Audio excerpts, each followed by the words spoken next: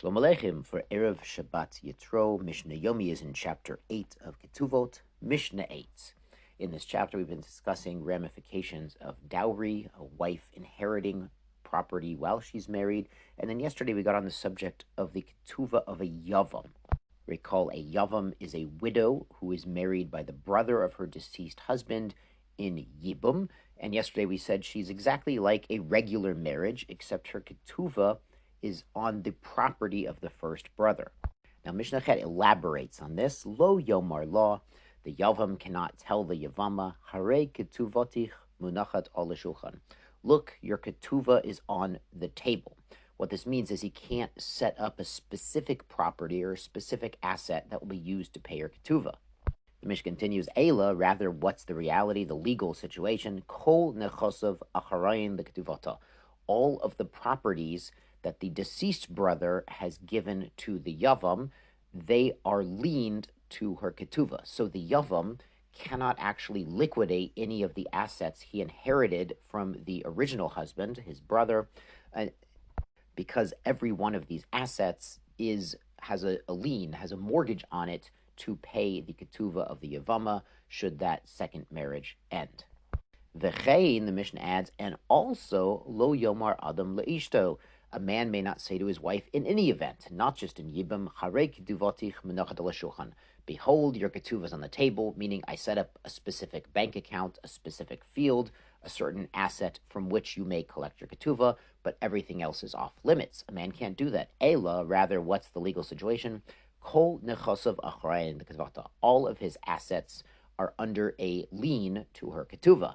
Now, in the case of a regular marriage, a man is certainly permitted to sell his assets or his fields, but if he sells real estate, then there is actually a mortgage on whatever real estate he sells to pay the Ketuvah of the wife. So then if he passes away and there's no liquid assets, no metaltalin that she can collect her Ketuvah from, she can actually go after the purchasers of her late husband's fields and recover her Ketuvah money.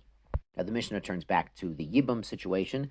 Gersha, if the Yavam then divorces the Yavama after they're married in Yibam, Ein lo ele Ketuvata. She has only her Ketuvah, meaning after she collects her Ketuvah from the assets of the original husband, the deceased brother, the surviving brother has permission to sell all the other assets. Hechazira, what if the Yavam then remarried the Yavama? Hare ki hi kechol nashim. It's just like a regular marriage. Ein la ele Ketuvata bilvad. She has only her Ketuvah rights.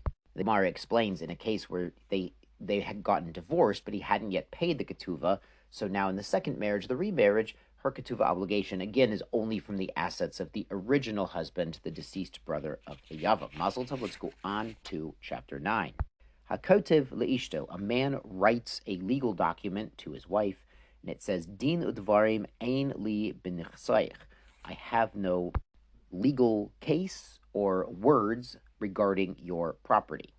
So this husband is renouncing in some way his rights to the nichse mulug, the dowry properties that his wife brings into the marriage. So Mishnah says, what effect does this have? He can still eat the fruits while she's alive.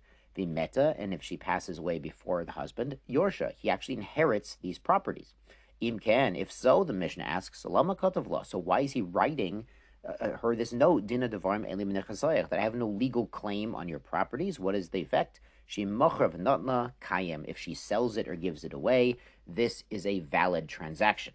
Now, we learned in the last chapter, if she gets property, at least while she's married, and a woman sells it or gives it away, then the husband can go after the purchaser, at least to get the fruits, to get the peyrot, which he was entitled to, since he had the legal right to the peyrots. She wasn't supposed to sell it. So in this case, he is allowing her to actually sell it. Now the Mishnah turns to a more elaborate statement. Kotavlov, he wrote to her, Dina devarim ein li b'nichasayich u'v'ferotehen. I don't have a claim either on your property or their peyrot, their produce. Hare ze eino ochel peyrot b'cheira. Now the husband cannot eat the peyrots or the literal fruits or the profits from her assets. V'meitza yorsha, but if she dies before he does, he still inherits them. Rabbi Yehuda adds to this, Le'olam ochel peyrot, but he could still eat the fruits of the fruits, Meaning, if the wife had dowry properties, nichse malug, and they had a nice harvest, and then she sold it and reinvested that in other assets or other properties, so that he could eat the payroll from the second level. So he can continue doing things unless he writes to her something even more specific. Din devarim ainli b'nechasayich. I don't have a claim on your properties. Beperotehen, their produce, ubepere perotehen od olam, and the produce of their produce forever, meaning any step removed. Finally, the Mishnah adds this case, Kotov law, he wrote for her, Din devarim ainli b'nechasayich, have no claim on your property, beperotehen, their produce or profits, bepere perotehen, bechayecha of motecha, whether you're alive or you've passed away. Einu ochel per he can no longer eat any of the produce or the reinvested profits. Imeta einu yorsha, and if she passes away before he does, he doesn't even inherit the nichse malog properties.